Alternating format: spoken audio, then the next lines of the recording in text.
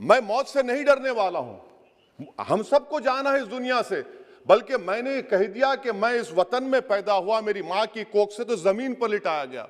जब मेरी आंख बंद हो जाएगी तो इंशाल्लाह औरंगाबाद की जमीन मुझे दफनाया जाएगा। मगर मैं आपसे अपील करना चाह रहा हूं सरकार से सर, कि जो कुछ बातें की गई हैं उसको देखिए। मैं जेड कैटेगरी सिक्योरिटी नहीं चाहिए मुझे, मैं हरगिज नहीं चाहिए मुझे। मैं 94 से पॉलिटिक्स में हूं, मैं आजाद जिंदगी गुजारना चाहता हूं। मैं घुटन के साथ जिंदा नहीं रह सकता इस दुनिया में। मुझे जिंदा रहना है तो अपनी आवाज उठाना है, मुझे जिंदा रहना है तो सरकार किसी के उनके खिलाफ बोलना है, और अगर गोली लगती है तो मुझे कबूल है, मगर मैं घुटन की जिंदगी नहीं गुजार सकता सर। मेरा मानना यह है कि संविधान में अगर देश के गरीबों को, मजलूमों को, अल्पसंख्यक समाज को सिक्योरिटी मिलेगा तो मुझे मिलेगी सर। आपकी चिंता हमें है ना सर, इसलिए सिक्योरिटी दे रहे हैं सर आपको नहीं सर, देश के गरीब बचेंगे तो मैं बचूंगा। ओवैसी की जान इखलाक पीलू से बढ़कर नहीं है सर। ओवैसी की जान उस वक्त बचेगी जब गरीब की जान बचेगी। इसीलिए मैं आपके जरिए सरकार से अपील करना चाहूंगा कि सर, इस नफरत को खत्म करिए, इस नफरत को खत्म करिए और इस पर आप गौर करिए। मैं नहीं लूंगा सिक्योरिटी, मैं जेड कैटेगरी नहीं चाहता हूं सिक्योरिटी।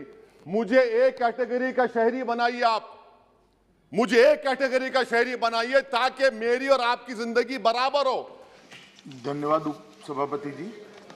माननीय उपसभापति जी, दिनांक 3 फरवरी 2022 को सायंकाल लगभग 5:20 बजे श्री असदुद्दीन ओवैसी सांसद लोकसभा किठौर मेरठ उत्तर प्रदेश के जनसंपर्क कार्यक्रम करने के बाद दिल्ली लौट रहे थे, जब उनका काफिला Chhijarsi toll plaza national highway 9 थाना पिलखुआ जनपद हापुड़ उत्तर प्रदेश से गुजर रहा था। 2 अज्ञात व्यक्तियों द्वारा उनके काफिले पर गोलियां चलाई गई। इस घटना में श्री ओवैसी सुरक्षित बच गए, लेकिन उनके वाहन के निचले हिस्से में 3 गोलियों के निशान दिखाई दे। उक्त घटना को 3 गवाहों द्वारा देखा भी गया। इस संदर्भ में एक प्रथम सूचना रिपोर्ट अपराध संख्या 45/22 अंतर्गत धारा 307 भारतीय दंड संहिता और धारा 7 आपराधिक कानून संशोधन अधिनियम 1932 थाना पिलखुआ जनपद हापुड़ में पंजीकृत किया गया और इसकी विवेचना की जा रही है। श्री ओवैसी का जनपद हापुड़ में पूर्व से कोई कार्यक्रम नियत नहीं था और न ही आवागमन के बारे में कोई पूर्व सूचना जिला नियंत्रण कक्ष को भेजी गई। श्री ओवैसी घटना के पश्चात सुरक्षित दिल्ली वापस पहुंच गए।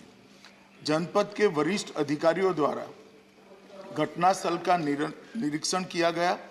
विवेचना के क्रम में स्थानीय पुलिस ने त्वरित कार्यवाही करते हुए 2 अभियुक्तों को गिरफ्तार किया और उनसे 2 अनधिकृत पिस्तौल प्रत्येक से एक और एक ऑल्टो कार की बरामद की गई है।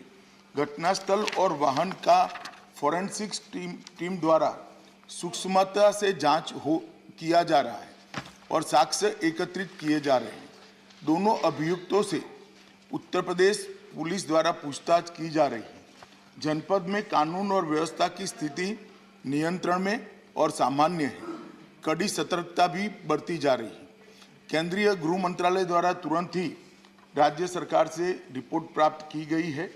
पहले भी कई मौकों पर केंद्रीय सुरक्षा एजेंसियों के खतरे के आकलन के आधार पर श्री ओवैसी को सुरक्षा प्रदान करने के लिए केंद्र सरकार ने निर्देश जारी किए हैं, लेकिन श्री ओवैसी द्वारा सुरक्षा लेने के लिए अनिच्छा के कारण दिल्ली पुलिस और तेलंगाना पुलिस उन्हें सुरक्षा देने का प्रयास सफल नहीं हो पाया। श्री ओवैसी के खतरे का पुनः मूल्यांकन कराया गया है और खतरे के आकलन के आधार पर उनका दिल्ली में बुलेट प्रूफ कार के साथ अखिल भारतीय स्तर पर केंद्रीय रिजर्व पुलिस बल की जेड श्रेणी की सुरक्षा प्रदान की गई है। मेरा वक्तव्य समाप्त हुआ, मगर हमारे पास जो मौखिक सूचनाएं श्री ओवैसी के द्वारा भेजी गई, उन्होंने अभी भी सुरक्षा लेने से इनकार किया है मैं सदन के माध्यम से श्री ओवैसी को विनंती करना चाहूंगा कि वो तत्काल सुरक्षा ले ले और हम सबकी चिंता का समाधान करें। धन्यवाद। धन्यवाद।